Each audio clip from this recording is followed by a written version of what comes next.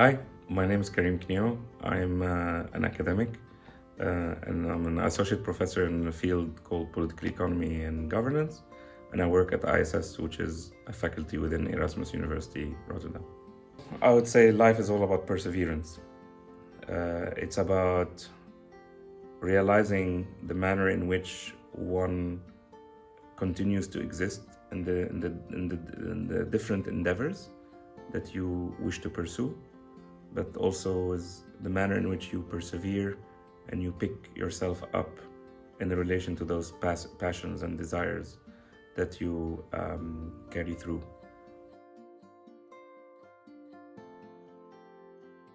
Maybe can you tell me a little bit about, what you're doing and who you are, and why did you choose this profession, for example? I'm now an associate professor at the Institute of Social Studies, which is part of Erasmus University Rotterdam. I've been doing now my job of course I've moved in different layers in the job, but I've been at ISS now for 17, 18 years. I'm originally from Lebanon. I lived there from the time I was born until the age of 23. Did my undergraduate there. I was born in Lebanon during the Civil War, so it was an interesting period as well. So that's a kind of a quick summary of perhaps important stages in my life. And I was always, but I could say in terms of continuity, I was always seeking let's put it this way, deeper explanations towards things. And I think that could be a commonality through the different metamorphoses that I had, but that has always been a kind of a standard line. And academia allowed me to do so, to go deeper into things. There was a period in my life where I hated theory at all, totally. And I used to pride on why are we overcomplicating it and all of that. But I got a degree in philosophy when we finished our school. Even though it was very difficult, I enjoyed it though. And very soon, in my first year in uni, I could see the benefits it gave me. Because it teaches you how to think. Yeah. So actually at some point you start realizing it doesn't matter what topic you're dealing with.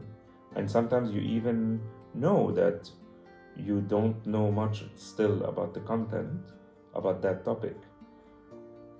But sooner or later you realize that dealing with philosophical issues trains you to how to think and to think in different ways.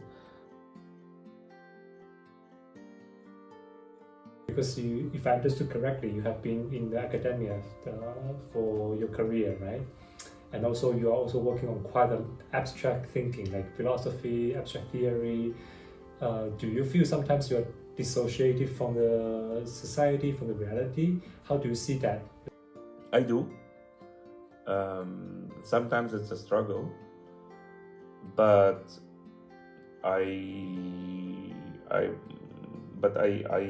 go through another period where I'm I know what I'm doing.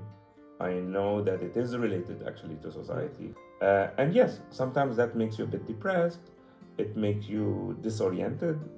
Do I pass by periods where I feel what am I doing? Oh, many times. And you feel how should I say? You feel disoriented, you feel you're not appreciated, you really feel a lot of bad things. I knew the cost. I knew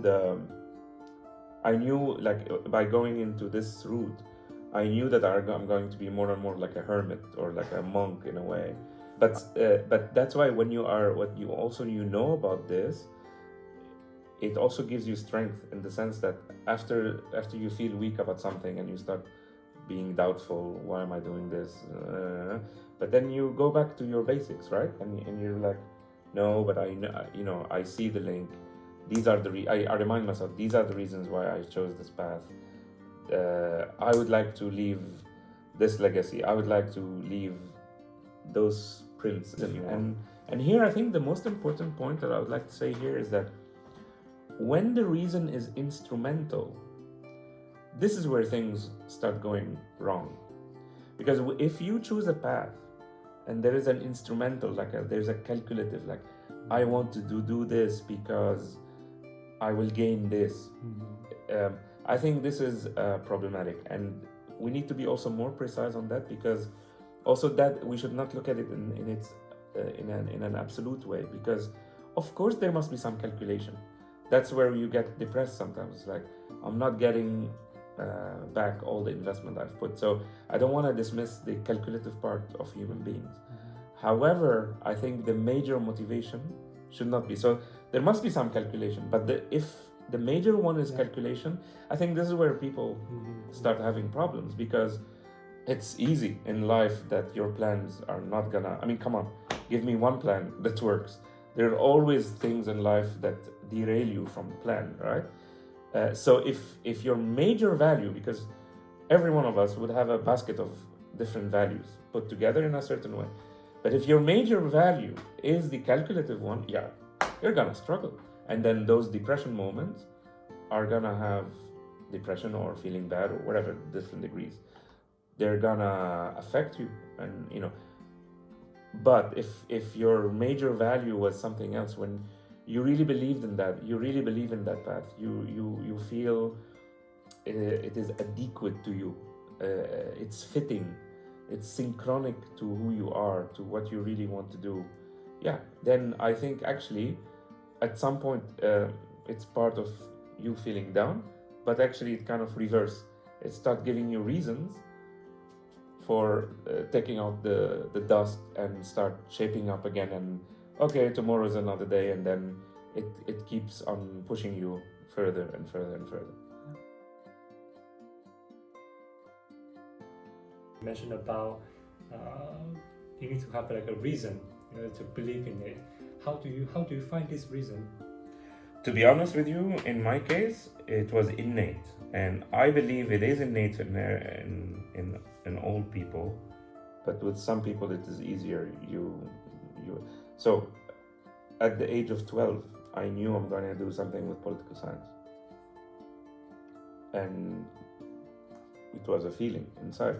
I knew it. I liked the topics, talking about value.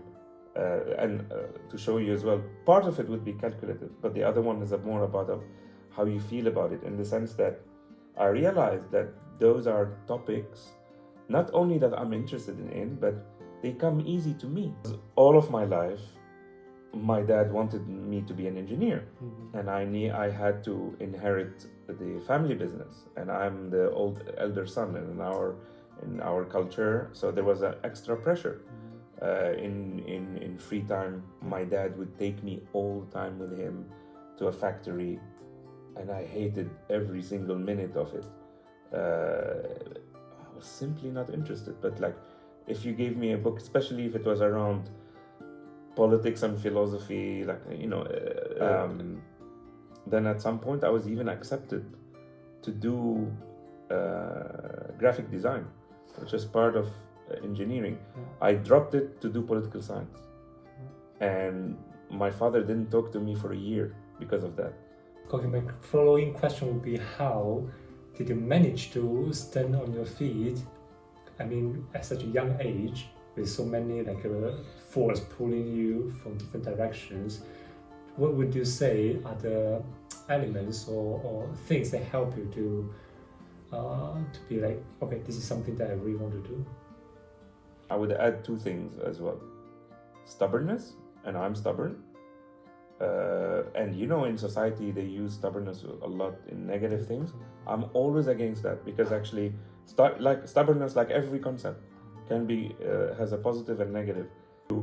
Something on top of stubbornness is perseverance, because it is not enough that you have those natural inclinations. You have to be a bit like every time you fall, you come back, and you come back. But that perseverance needs a bit of stubbornness as well, which I had it, and now with maturity and now looking back, I think perseverance was very, very important, and I think yeah, once you realize that, the perseverance about this becomes like almost like the motion system behind it. Yeah. I want to bring the conversation back a little bit about the point you talk about, this way of instrumental, like calculating ways of developing yourself. But indeed, in many situations that we are, kind of in this vicious cycle of instrumental thinking. But I also feel that I also have sympathy for people who struggle with this because, the environment that we were brought up was telling you that, hey, you need to calculate this and that. And to some extent, they are right because you also need to make a living, for example. Do you see that people can actually escape from this type of situation? So what was your thinking around that? My message to those people who are struggling with this would be, okay,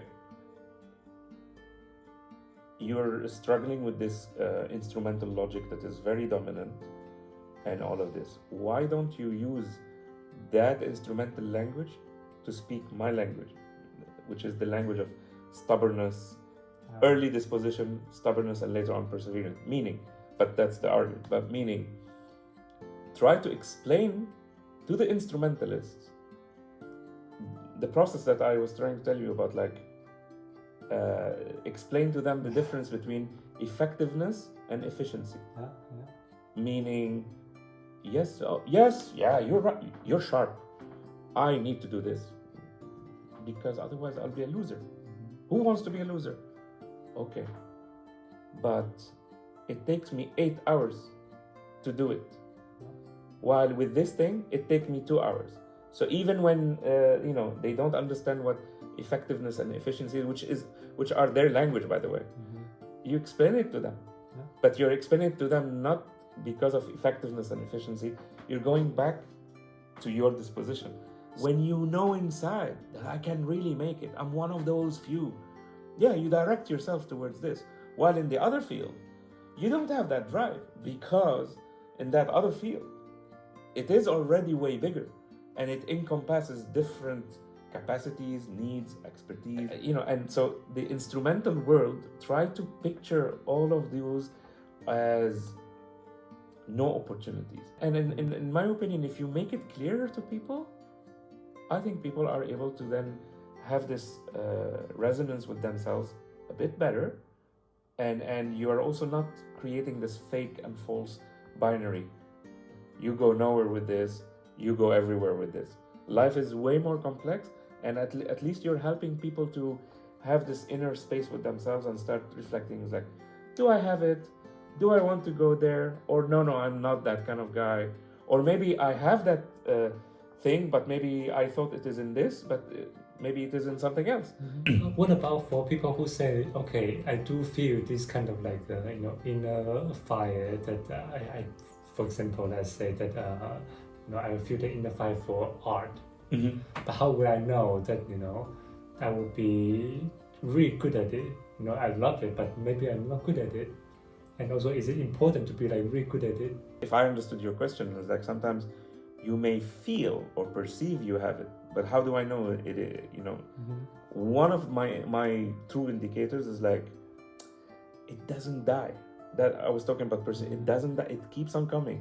And you're actually trying to postpone it and blah, blah, blah. It keeps on coming. Are related because it is not going away inside of you. You will try to get validation from different kind of corners or gurus that you think they are the ones who are going to tell me whether I'm good at it or not. And in my opinion, with a couple of contacts, you would start knowing whether I am built for this or not. Built for this means at some point someone's gonna come and totally crash you. And rightly so. You will hate it then. But when you look at back and it's like, oh my God, I should have been totally crashed. But that's what I mean. If you're built for this, you're gonna come back after that.